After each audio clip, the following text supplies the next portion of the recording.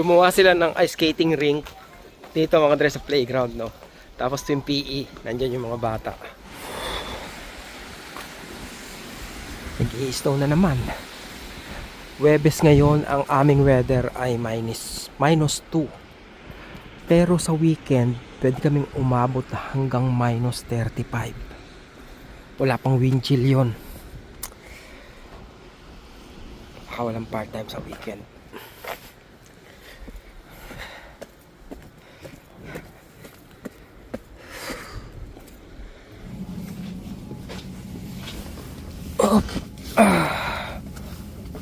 Magkano to?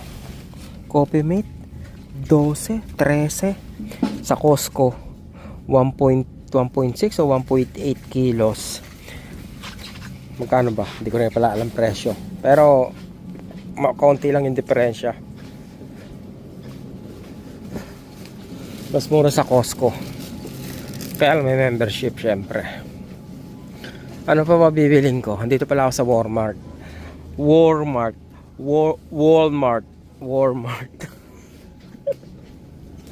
Boyoy. Ganda na ng Plaza Codinage mga dre, no? Yung renovation nila rito nagsimula nung dumating ako sa Canada. 2018, ngayon 2006. So mag-8 years na. Pero wala ka na rin yung improvement. Dati, nung nandito pa ako, di nagpalit na sila ng tiles. By the way mga dre, no, ito yung sinasabi kong ako yung nagtanggal lahat ng tiles dito sa floor dito. Sa baba, tsaka sa taas. Lahat yan mga dre, nakikita nyo yung tiles, mga bago na yan. Lahat yan, ako nagtubtub nyan. Ngayon, di napalitan ng bago ng mga kontraktor. Kaya lang, ang sistema, yung mga kontraktor na pumalit is hindi maganda magtrabaho. So maraming ampaw ng mga tiles. Pag may mabigat na pumatong, basag ng basag, ako yung nagpapalit niyan mga dreno. Yung kalsada, di ba? Ngayon hindi malamig. Pero sa weekend, sobrang lamig. Ipapakita ko sa inyo mga dre. Eto, kanina ko pa to ginagawa. Alas 9 pasado na yata 7:30 ako nagsimula. Laging eto pinakawalang kwentang connection mga dreno. Kasi kahit may connect mo ng maganda, wag lang hindi magalaw ng konti ito. Eto, maglilik na. Umapaw na yung tubig dito. Katulad yung mga dreno, kanina ko pa ginagawa yan. So, baka next time na makita nyo ako, gagawa ko ng maaaring ganito rin. Aquarium pala yan mga dreno. Chiller to. Maaaring next time gagawa ako neto. Hindi ko alam kung sa part-time ko or what. Ngayon, may isip nyo na, alam niya pa rin yan. Pero hindi nyo alam, may ginawa na ako na mas matagal mga dreno. Ilang mali na yung nagawa ko. Which one's the girls' bathroom? Is that one? That one there. Yeah. Wait, guys! Walang kwenta. Kasi, eto, nakaganito to mga dreno. Nakaganyan yan. So, awkward yung posisyon niya. Tuwing ikakabit ko to rito, okay? Pag nagalaw tong hose, wala na. Maano na yan mga dre. Kumbaga, walang kwenta. Eto lang yung gasket niya. Ayan lang yung nagsisil sa kanya. So, ang gagawin ko, instead na ikabit ko to rito, eto, direkta ko nang ikakabit dito. Tapos, bubutasan ko to. Diba? Mas magandang idea.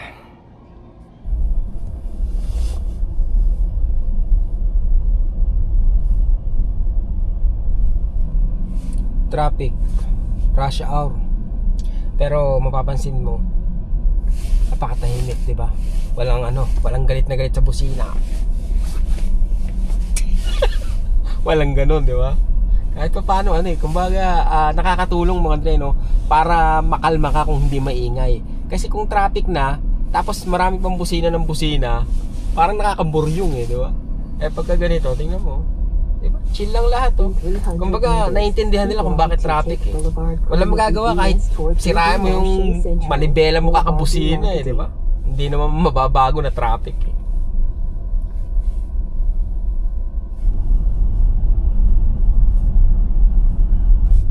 nung nagdadrive ako dyan sa Pinas, sinasabihan ako nila Airmat na gamitin ko raw yung busina ko. Kasi nga minsan kinakat na ako, o kaya parang hindi ka nakikita, yung ganon. Hindi ko rin mabusinahan. Papalampasin ko lang, hahayaan ko lang. Gamitin mo yung busina mo, kaya ka nga may busina eh. Eh wala, nakat ka na eh, di ba? Ano pang gagawin mo? Parang ano ka na lang eh, makikipag ano ka na lang eh. Gusto mo lang, andito ako! Tutut! Parang ganun na lang eh, di ba? Haba ng truck na to. Thank you. Di ba? Ganun lang kasimple oh. Oh, walang nagbusina sa atin. Oh, lahat Now keep makakadaan. right to take Boulevard Crazy West. In 200 meters, turn left to stay on Boulevard Crazy West. Then your destination will be on the left.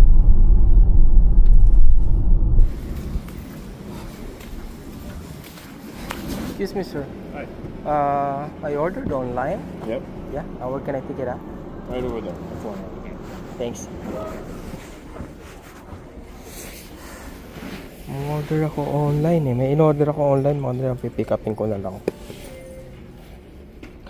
Grabe, mahal naman mga remote na yan. Nakuha na natin. Pero may tinitingnan akong drone eh. Saan ba yung 6? May 6 na nito eh. 5 pa rin yun sa kanila. Yung nagtatanong kung anong gamit ko, ganito. Yan yung gamit kong camera.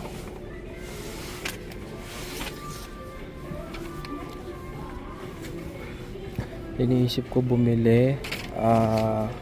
Kinonsider ko rin to. Ito 360. Magkano yan?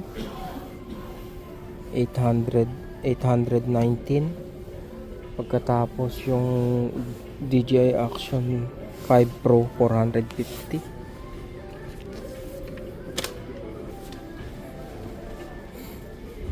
Eto 750. Inaantay ko sana yung ano nito, yung 4. Tagal eh. May electric pan eh, no? Maganda may electric pan sila pag nainitan ka. Iniisip ko rin na kumuha ng ganyang klaseng camera para gumanda ba yung ano, yung image quality. Siyempre para mapaganda yung content, di ba? Kung may isang bagay ako hindi naisip, bumili ng bag na lalagyan ng camera. Kasi mahal oh. Di ba? Ang mahal eh. Parang unreasonable. Naghahanap kayo ng TV oh. 363.74 55-inch 4K HDR. Di ba? Yan oh. Wala pang 400 oh. QLED.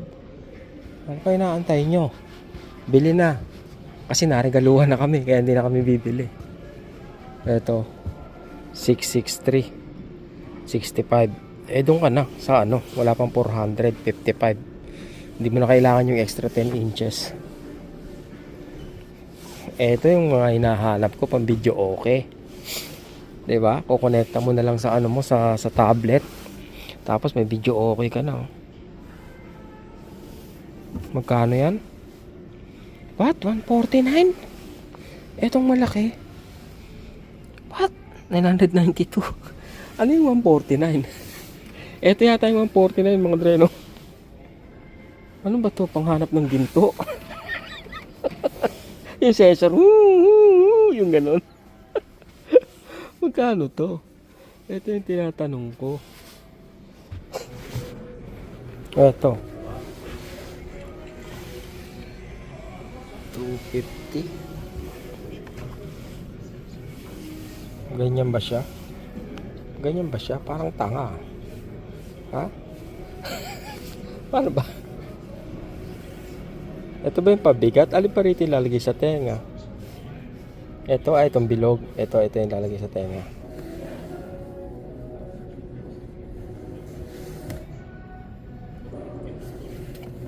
Huh? Ang ganda nga.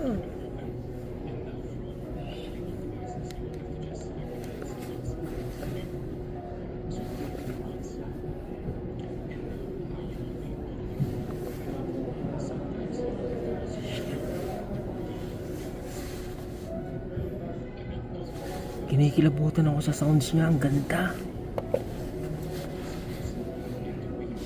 Maganda siya. Kaya lang, parang ang weird.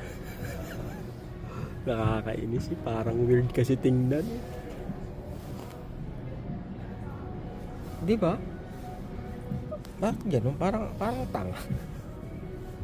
Maganda sana siya, oh. Hindi, I mean, maganda yung tunog niya, mga dre, no? Grabe, ewan ko kung na-experience yun na to, no? Kailan ko lang nakilala to si Shocks, eh. Parang a few months ago, nung na-testing ko, ang ganda ng tunog. Pero ngayon, talagang ang ganda ng tunog niya. 330 280. Grabe yung mga headset to, di ba? Eto, paano naman to sinusuot?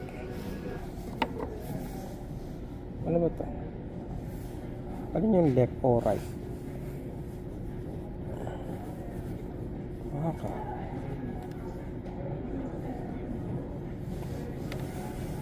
Parang ito yung tipo na mawawala, hindi mo na malaya na wala na eh. Ang hirap. Ang hirap isuot. Ano ba? Paano pa ba? Anak ka ng tete mo. Ito pala yung latest nila, 2026.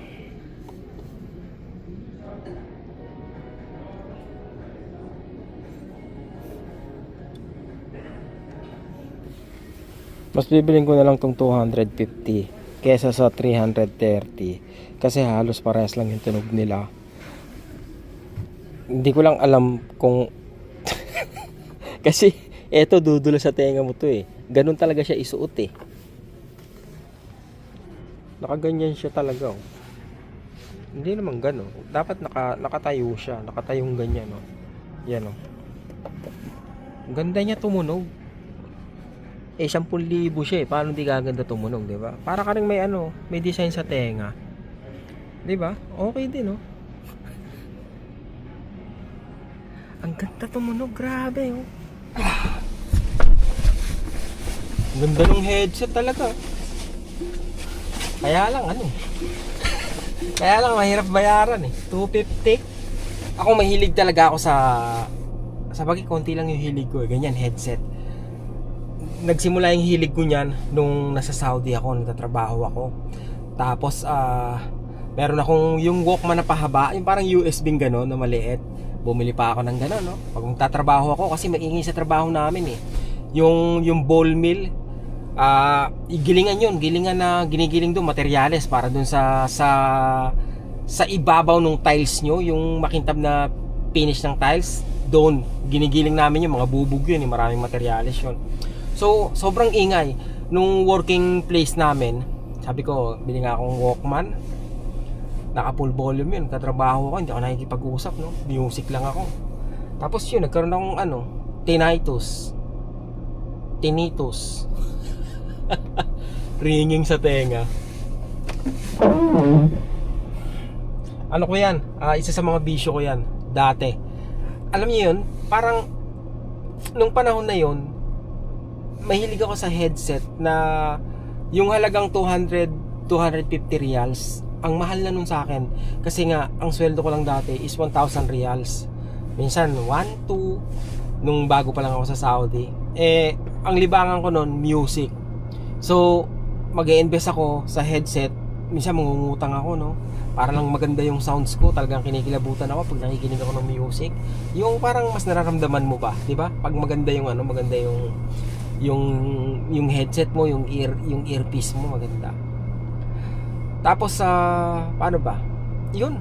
Yung boss, isa talaga sa sa pinapangarap ko. Ngayon, nakikita ko siya, parang sabi ko, bilhin ko ba o hindi? Yung ganon. Napipigilan naman ako kasi parang mas naging valuable sa akin. Alam ko na yung value nung pera. Kaya lagi ako nagdadalawang isip. Pambera. Kasi sa totoo lang mga dreno, na-realize ko na ngayon yung gustong-gusto mong bagay na talagang tagal mong pinapangarap, pag nabili mo na, yung saya mo, ang bilis ano eh, ang bilis bumulusok. So, naisip ko na ano, parang ang dapat mong i-enjoy yung paglalakbay mo para matupad yung kagustuhan mo, yung pangarap mo. 'Di ba? Sa pagbili ng gamit, kumbaga ang pinakamasayang bahagi nun is yung pinapangarap mo pa lang siya, ginagawa mo yung lahat para mapag-ipunan siya, para nang sa ganun mabili mo siya. Kasi the moment na nabili mo na siya, yung happiness, the moment binili mo, binuksan mo, after a few days, wala na mga, bulusok na yung kasiyahan mo. And that's it. So, ang ibig ko sabihin, try to enjoy yung process na bago nyo ma-acquire yung gusto nyo. Kasi yun yung pinakamasayang ano eh, masayang bahagi eh. Para sa akin ha, para sa akin. Ewan ko sa inyo. Pero pag headset, ibang usapan yun, syempre. Masaya ka palagi pag maganda yung ano mo, yung sounds mo. Mapapasayaw-sayaw ka. Sabi, makikipag-away ka.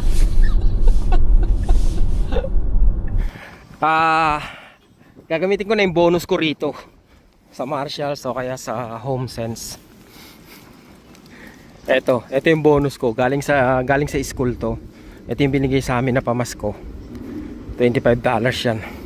Gamitin ko na kung ano makukuha ko.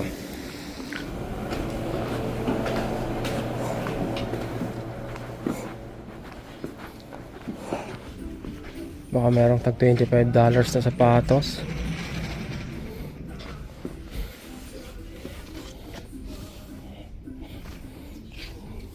$53 out of budget.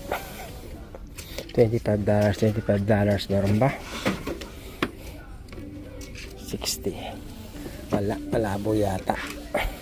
Saan makakarating ang ano ko, ang dollars ko? Uy, pambira, muntik na tamaan to. 39 no, baka pwede nang dagdagan no. No, ganda to. Oh, size 8, maliit. Ano ba to? Size 8, pambabae. Pwede na yan, no? Ito, 8.5. Diba? Pwede na tamaan. Oh, 39 lang. Meron akong 25. Di 40 na lang idadagdag ko, diba? Testingin nga natin. Nakapantrabaho pa ako, eh. Dumiretso lang ako dito, eh. Maiksi. Ah, okay. Pambabae pala to. Pang girl lalo. Pang girl lalo.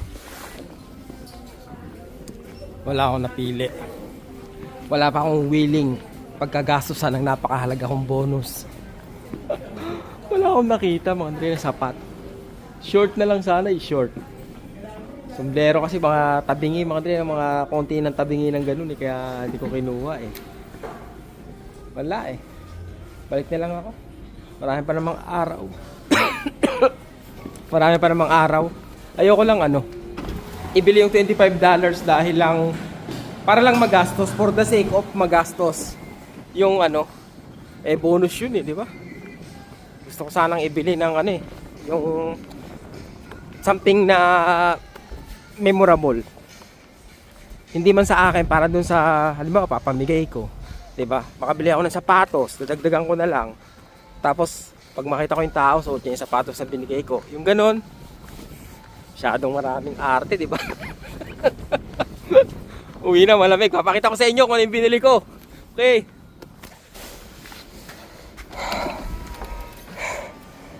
Sa nagtatanong kung paano yung setup ko sa sasakyan, yan. Okay? Yan ang setup ko. Malinaw ba? Okay, pag nakatapat sa akin, syempre, pag gusto kong itapat sa kalsada, pipihitin ko lang, 'di ba? Iyon. Ganyan lang. Pagkatapos kung gusto ko na maiba yung angulo at may kasama ako, dito ko na may ilalagay. Yan. Tapos, ito naman, patungan ng cellphone ko. Yan ang setup natin.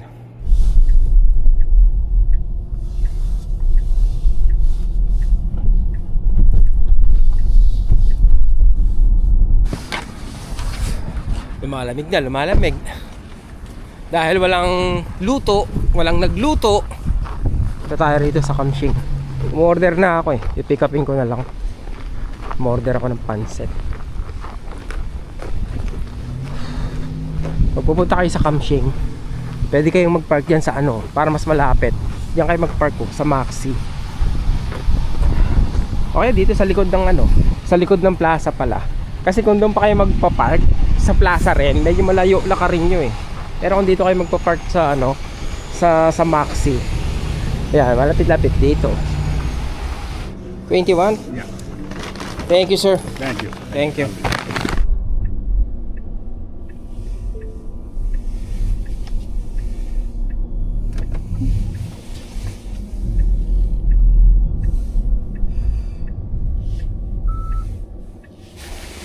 Minus 13. Feels like bukas aabot ng ano, baka umabot ng 30. So, nandito na tayo sa bahay, nakauwi na tayo. At eto na ang ating reveal sa ating nabili. Bumili ako ng bagong yan.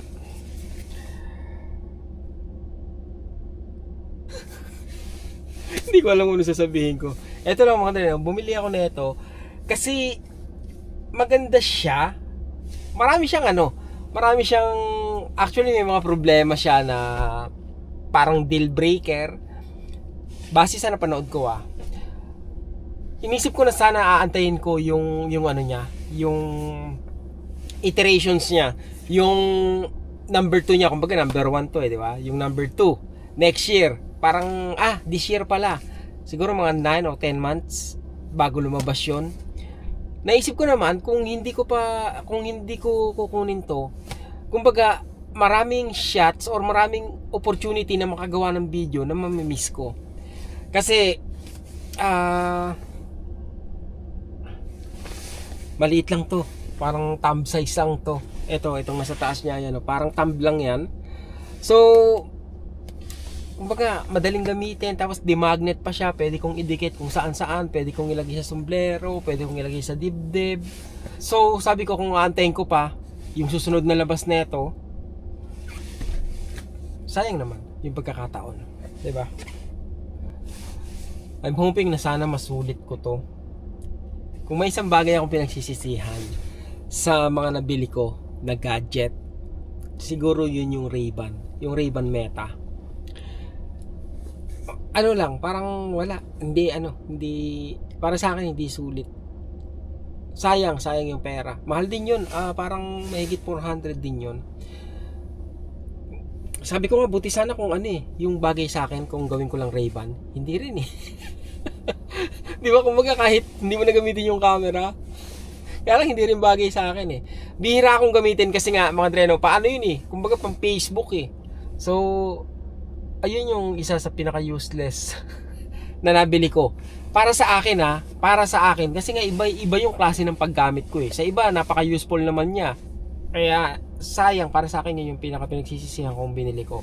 At eto, naisip ko sana hindi naman, hopefully maging kapaki-pakinabang sa akin to. At hopefully kumbaga kahit paano mas ma-improve yung video sana, diba? Okay mga Dre, yan lang ang ating pag-uusapan ngayon at maraming salamat sa inyo.